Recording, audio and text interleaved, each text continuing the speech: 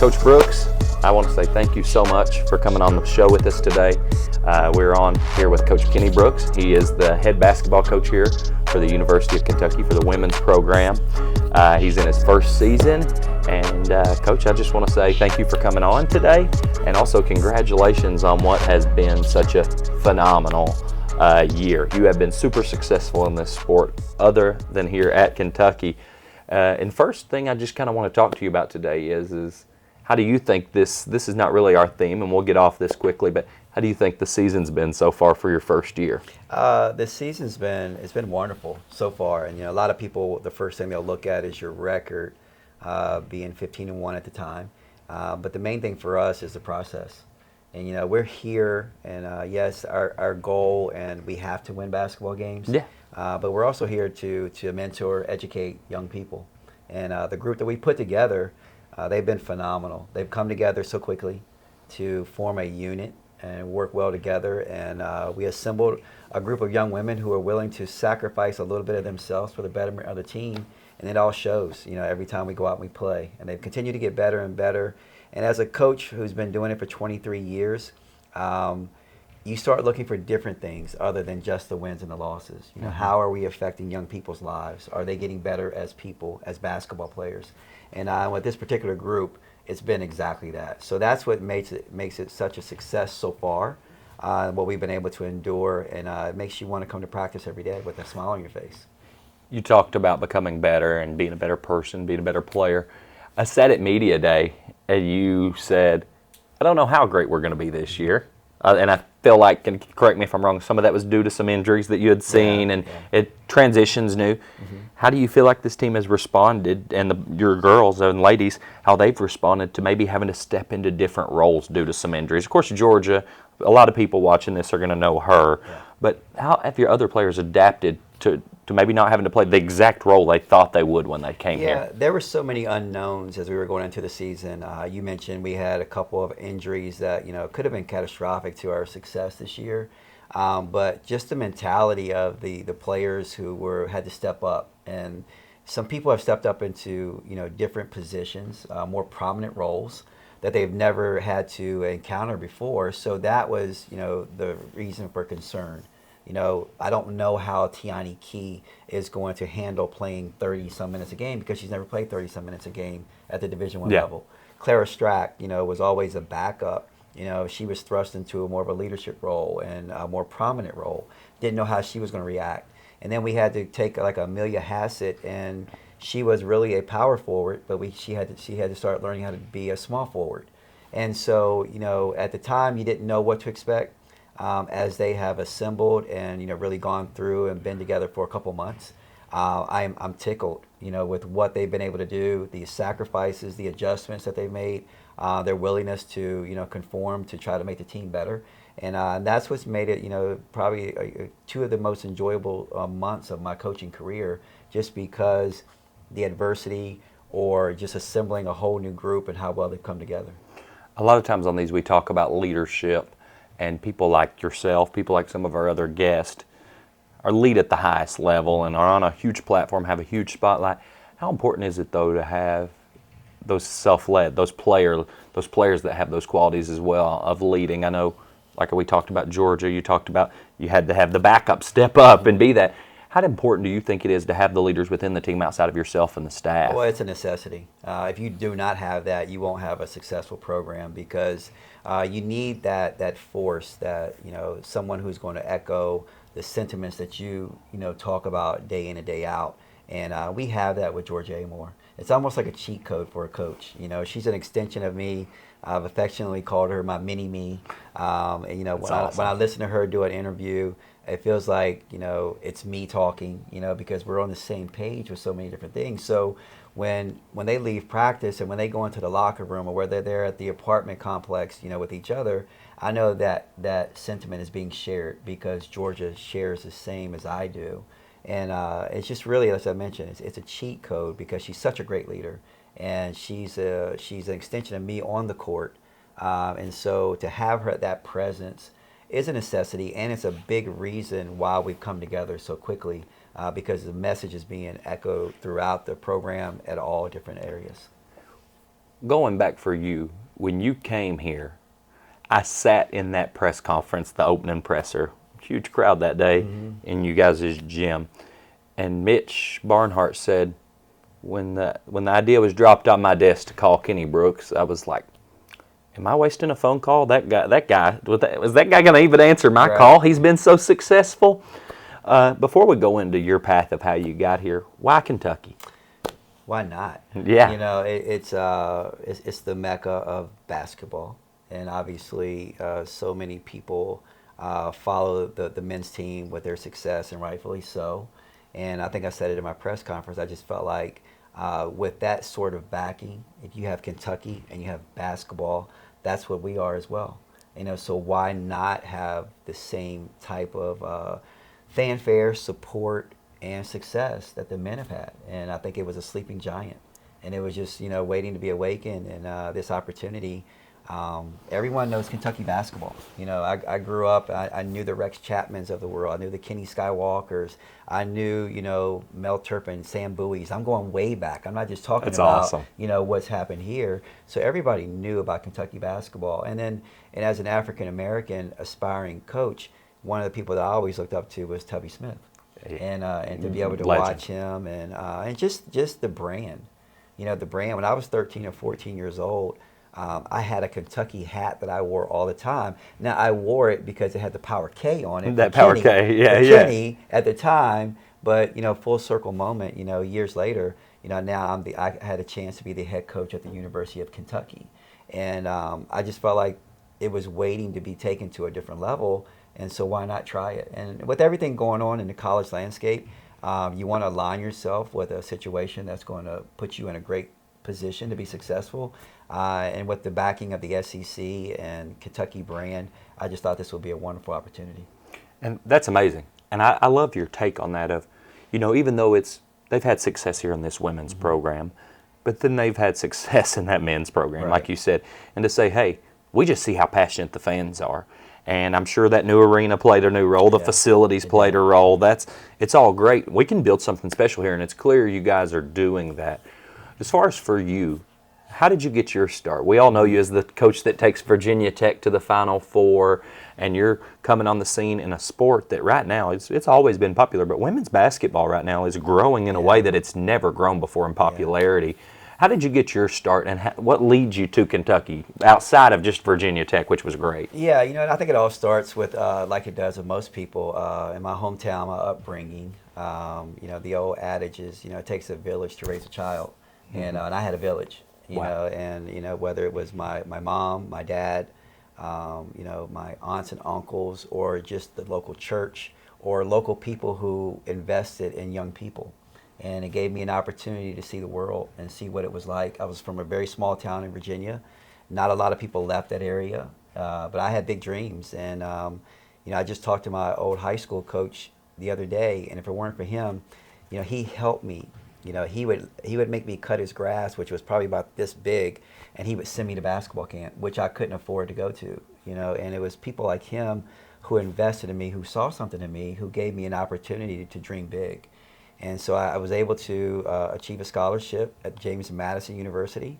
If I didn't, I would still be in Waynesboro, Virginia, because there's no way that my mother could afford it to send me to college. I had two younger siblings.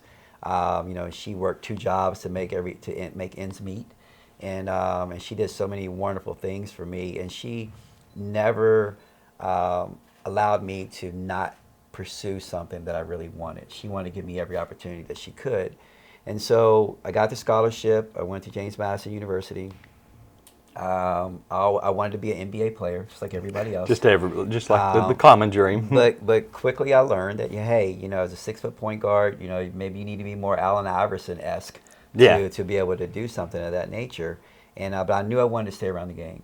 And so I approached my coach going into my junior year of college, and I told him I wanted to be a coach.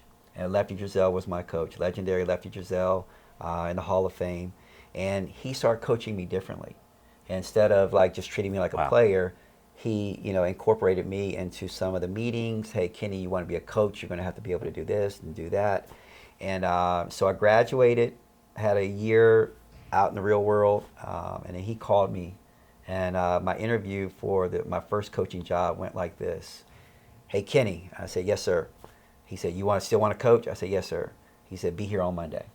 That was the interview. That was my interview. So I went there, learned so much from him in 1 year. Path continued to grow. But one thing people didn't know about me is that I had a love for women's basketball. I love the way the camaraderie. I love the way that they came together. I love the way the game was played. How'd you get introduced to that? If you were playing in the men's game, if you don't mind me asking. At James Madison University, our women's team was very good, and I befriended some of the players. I love the style the coach had. Sheila Mormon, she's a mentor of mine to this day. She will still contact me, and I just love the way she ran her program. I love the way the game was played. I love the direction that the game was going in. And so, but my contacts were on the men's side. So my first job was on the men's side. Yeah. My second job was on the men's side. My third job was on the men's side. So for 10 years, I was a men's basketball assistant coach, but always loved the women's game. And I told a lot of people, if I ever had an opportunity, my dream job was to be the head women's basketball coach at James Madison University. Wow. I made a career switch from men's side to women's side at James Madison. Wow. To the disarray of my mom. My mom did not want me to switch over. A lot of people question, why would you switch to the women's side when you're on a trajectory to be a head men's coach? And I just felt it was a calling. That's awesome. I started having children, and they were girls. Yeah. And so I'm like, okay, this is God was giving you signs. He's giving me signs. He's giving me signs. And I made that switch, and a lot of people, were baffled by it, but it was something in my heart. And shortly after that, I attained my dream job of being the head women's basketball coach at James Madison University. Wow. And was there for 14 wonderful years. We took the program. You don't look old enough to have a 10-year job and then 14 years and then Virginia Tech, then here. But it was something, a lot of pride in that position and what we were able to do there. We won 5 conference championships, but I always felt like it was something I wanted to, compete against the best of the best. And I got an opportunity to go to Virginia Tech, and they were at the bottom of the ACC at the time. And we got in there, assembled a great team, a great coaching staff. We worked hard, and by the time I left Virginia Tech, we had gone from worst to first. And we had won a ACC championship. We had gone to the Final Four. We won a regular season ACC championship. And I wasn't looking to leave. I was, making a really big impact at Virginia Tech, making an impact on the national scene with a lot of different coaches who looked like me. With my success, okay, now it can open up some doors for a lot of different people. So was in a very good situation, very comfortable situation. And as I mentioned, I was not looking, but then this opportunity came. And a lot of people will say, why? And you can never question another person until you walk a mile in their shoes. Oh, for sure. And it was something that was just in my heart. And a lot of people, they have their faith. I have a strong faith. And, I just felt like God was leading me here. And I never wavered about the decision. And because of that, I knew it was making the right decision. And so you talk about that family. Yeah. And not to interrupt you, but you're talking about your faith, your daughters, your mom, and you said even at one point your mom's like, "Hey, I don't know if I'd make that switch." How important? How important is it to know that your family's behind you, and what were they thinking when you're doing such a great impact there at Virginia Tech, and you're like, "Hey, God's telling me we're going to do something else." You know what? I have the best coach's wife. I have the best wife, that I could have. Yeah. And her support for me, she's given up a lot. She gave up her career as a teacher, which she's extremely passionate about, so that she could take care of our family and make sure the family was in order. I have 3 daughters. 2 of them, I just really ripped them away from everything that they knew. So for the first 18 years of my oldest child's life, the first 16 and first 12 of my 2 other ones, they lived a normal life, which is not normal for a coach. Yeah. They never moved. They lived in a city where their grandparents lived. Their cousins were there, their aunts, their uncles. So they lived a similar, normal life. And then all of a sudden I made a move to Virginia Tech. And I uprooted them from everything that they knew. Yeah. but it was the core, the strength of our family, where we always felt like if we were together, then we were home. Yeah. And so we went to Virginia Tech, and it was at Virginia Tech during COVID. I learned a lot about myself, about what I had done, and what I wanted out of life. It was during COVID when we all sat down, just like the rest of the world, and we were immobilized. We had to sit there and we had to talk. And they would talk about stories, and I wouldn't know the stories. And I'm like, well, where was I? And they were like, well, you were recruiting, or you were gone, Wow. or you weren't here. And the saddest part about it was they were okay with it. They were used to it. Yeah. And at that point in time, I said to myself, I don't care. I'm not going to be so busy making a life that I don't live a life. Yeah. And from that point on, I really incorporated them in everything that I did, whether it was work, whether we traveled. I started taking them on more trips when we would go to just a regular game. Yeah. And then my two older daughters played for me at Virginia Tech. Wow. And that was during a time, and that's almost like taboo, where people say, well, you can't mix family and business. Or they'll say, well, you're going to show favoritism to your children. But my love for my children's love for me, supersedes anything, any playing time that I could give them. Yeah. And they understood that anything that they were going to get, they had to earn. And it made our family closer. It made my program closer because it was more of a family type atmosphere. And the fact that my children could play for me and share their dad with other players, wow, it just really just made our whole program feel like a family type situation. Isn't it amazing when you do give transparency to those other players and let them see that family's coming first, my faith, my mom back home, whatever, but my family's coming first. They see that transparency. To me, it seems like they're going to trust you more. You're going to be able to get more out of them. And when you put the important things first, then success follows. And most people will feel like in life get that backwards. Right. But when you put what's important first, success is a byproduct. Right. Well, and I've had mothers of recruits say, if you will trust putting your daughter in this program, I know I can trust putting my daughter in this program. Wow. Because you're going to treat them like their family. And once you get past the lazy narrative, there's so many people who will say that you can't do that, and we've proven that you can do it, and that you can be successful. You can have wonderful relationships with people, and your children can be a part of that. That's what I learned from my coach, Lefty Drizel. His family was always around the program. Yeah. And his, if I was mad at him for yelling at me during practice, his wife would come up and give me a big hug and let me know that this was still, family. And that's something I learned from him, and it's something that I would not sacrifice. I will not sacrifice, because we're going to include family in everything that we do. At my workplace, we say God, then family, then business. And then if you have that in order, everything else will follow. How have you and your family adjusted to the life in Lexington? You made a joke one day at a media presser that I was at that you can't go to Walmart anymore. You can't do anything. How have you guys adjusted since making that switch that maybe your family didn't see coming? Well, I think the key is that we are still together. My oldest daughter is on staff with us. My youngest daughter is on the team.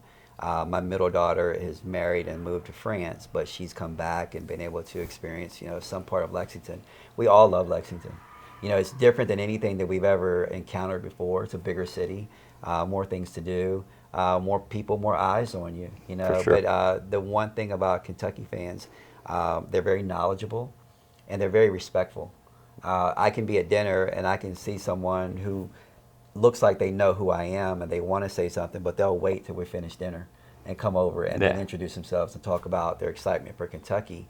And that's perfectly fine, and I love that. It's something that we embrace. It's part of what we do, and we want to educate as many fans as we can on our program and who we are. We are approachable. So the transition has been smooth, other than learning how to deal with traffic. That's been a big. Got to learn what times of the day to go where. Times to go and stay away from Nicholasville Road and some places like that. But it's been great, and it's been as smooth as it possibly can be, just because of the people around the program, the support that you're getting, and everything else will take care of itself. About 3.5 minutes. Great. So, question that I have for you is, you seem like you took the path to success of, I'm going to put in my time as assistant, and then my dream job comes.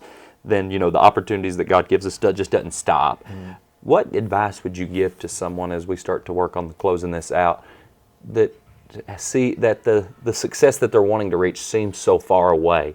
Maybe like you're not even in the same sport at the beginning of that job. Like, you're in the men's sport, you want to get to the women's sport, and then you go that long way, and then you get that job at James Madison. It's just, what do you say to someone that the success may look so far away, but you just got to keep chipping away at it? You have to dream.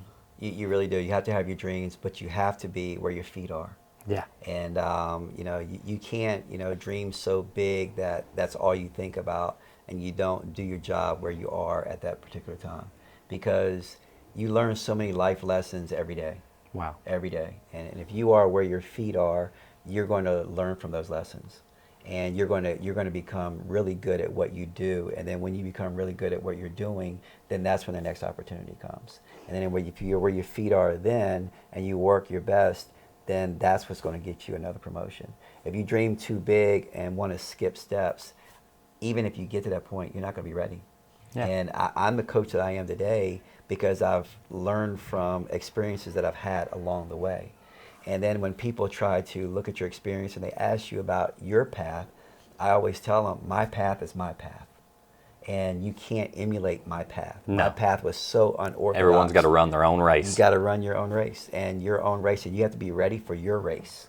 And you have to be where your feet are, and if you are, then when the opportunities come, you'll be at peace when you have to make a major decision, because you're in the moment. And that's my dad, when I was growing up, whether it was where am I going to go to college, or what next big decision am I going to make, he used to always tell me, pray about it, trust your gut, and then when you make your decision, make it the best decision. Yep. All right, so don't make a decision and expect for it to be, peaches and cream and roses, because you made the decision. You made the decision, now you got to work to make it the best decision. Yeah. And that's something that's really resonated with me, because anytime you start over, there's going to be a transition, and there's going to be rocky roads, and it's going to be always things that you just don't know. But if you make it the best decision, then you're going to be happy with it, and you're going to be successful. My grandfather said to me on our way out, is when you find yourself in God's will and you put yourself in the rooms He wants you to be in, if you let Him put you in those rooms, and then you do the work, the success, all that will come. Yep. Real quick on our way out, how exciting is it right now to see the progression of, and this is just a fan that asked me on social media to ask, see the progression of the women's game. It's been a beautiful thing, and it has. And I know a lot of people equate it to just a couple players, but this has been a buildup of something that is amazing, and now we are seeing WNBA arenas sold out. Even the Louisville environment that we saw here, I think just as someone in media, it's been a beautiful thing to see, and I love it for those women and those ladies. But what do you feel about it? You've been in this game a long time, that progression, and then we'll go out. Yeah, and it is. A couple people have, put a spotlight on it, but that's every sport. It is. You look at the NBA when it was flailing, and here comes Michael Jordan. Yeah. Then all of a sudden he elevates it to a different level. So I've always been a champion for women's sports. I have 3 daughters, and so I always want to got a lot of daughters around here. Coach exactly. Pope's got 4. Yeah. Girl dads. So you want to see opportunities presented to everyone, and these young women, they deserve it. And now they're able to go out there and to play in front of sold-out crowds, like you said, and against Louisville. They deserve that. And now it's our responsibility to put a product out there that makes people want to continue to come back. And I think in 5-10 years from now, I think we'll be in a great space with women's sports in general. And I think we're at a golden age right now, because we are teetering and we can really make this thing skyrocket. And that's what makes me so excited, because when I first started 24 years ago, it was nothing like this. No. And now the eyes are on the sport, and they're seeing the athleticism that women are able to display. And it's something that's been very, very gratifying for me. Awesome. Thank you for the role that you play in it. Thank you for sitting with us, and thank you just for being this awesome ray of hope for the BBN, because this program seems like it's going great places. And we appreciate your time today, and thank you for all you do, Coach. My pleasure.